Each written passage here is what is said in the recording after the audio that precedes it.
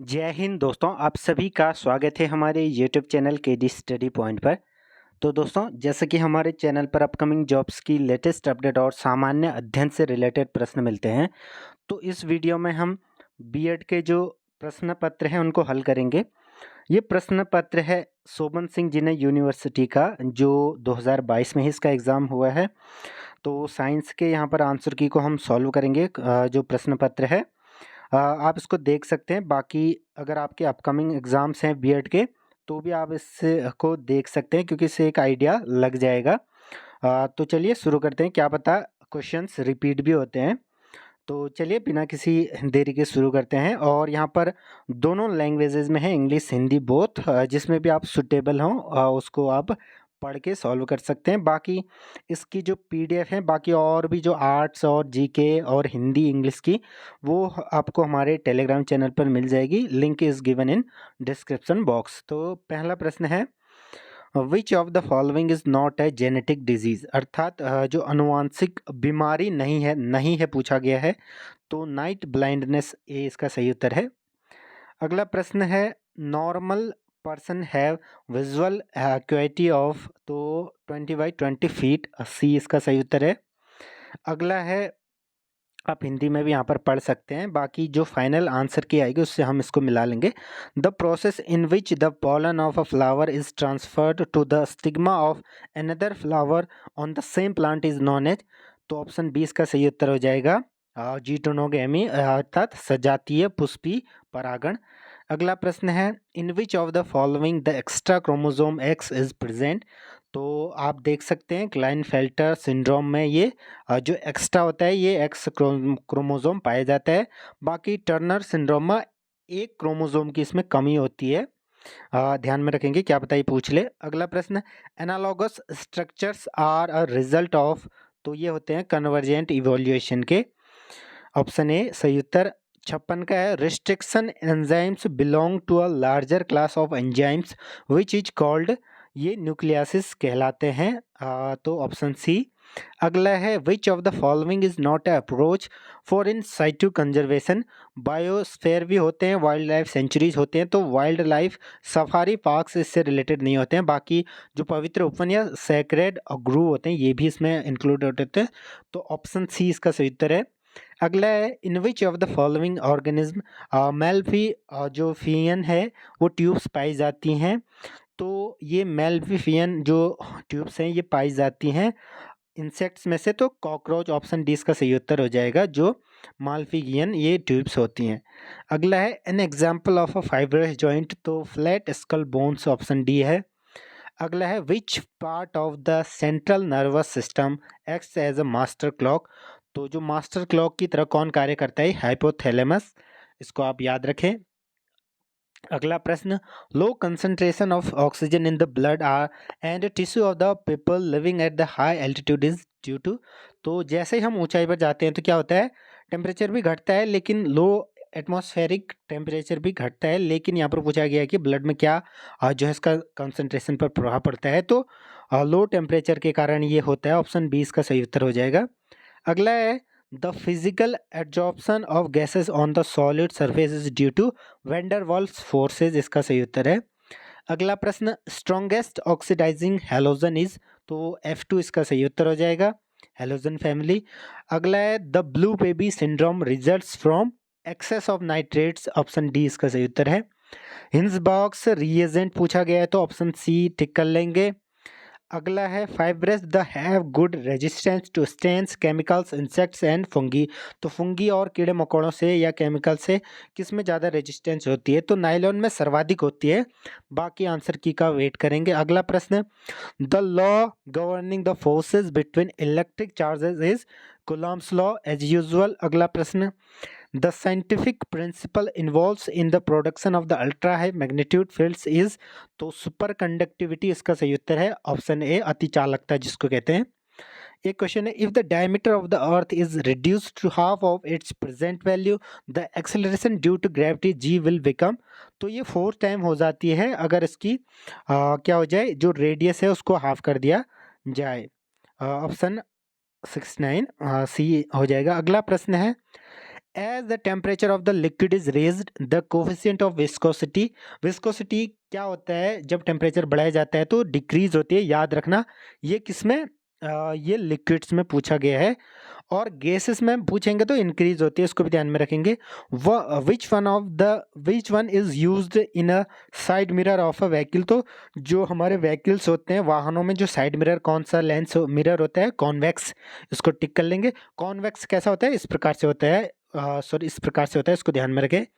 अगला प्रश्न, step up transformers are used for, तो इंक्रीजिंग वोल्टेज के लिए ये यूज किए जाते हैं, जो कहाँ पर, जहाँ पर पैदा की जाती है वहाँ पर, जब हम कई दूर जगहों पर बिजली को ले जाने के लिए या दूरस्थ स्थानों में ले जाने के लिए इसका यूज करते हैं। बाकी जो गांव घरों में लगते हैं वो स्टेप डाउन और जो ट्रांसफॉर्मर्स होते हैं। अब मोबाइल फ़ोन चार्जर इज, ये क्या है, ये किसका उदाहरण है, ये है स्टेप डाउन ट्रांसफॉर्मर का, तो ऑप्शन डी इसका सही उत्तर। अगला प्रश्न है, which of the following electromagnetic rays has maximum wavelength, तो रेडियो वेव्स की मैक्सिमम वेवलेंथ होती है। नेक्स्ट क्वेश्चन है, if velocity of an object is doubled then its kinetic energy will be force times, क्योंकि हाफ एम वी स्क्वायर है। अब v में अगर हम 2v रख दें तो सीधे ये 4v फोर्स टाइम हो जाएगा, तो इट इज इजी। अगला प्रश्न, effect of image of any object on retina of human I is effective on retina 1/15 second या 1/16 सेकेंड होती है, तो अकॉर्डिंग टू जो हमारे यहाँ पर ऑप्शन है ये सही उत्तर हो जाएगा। अगला प्रश्न, which one among the following waves carries the maximum energy पर फोटोन, एक्सरेज जो है पर फोटोन में अधिक ऊर्जा यहाँ पर होती है उनमें। The value of the absolute zero on Fahrenheit क्या होता है, -459.67, ऑप्शन सी टिक कर लेंगे।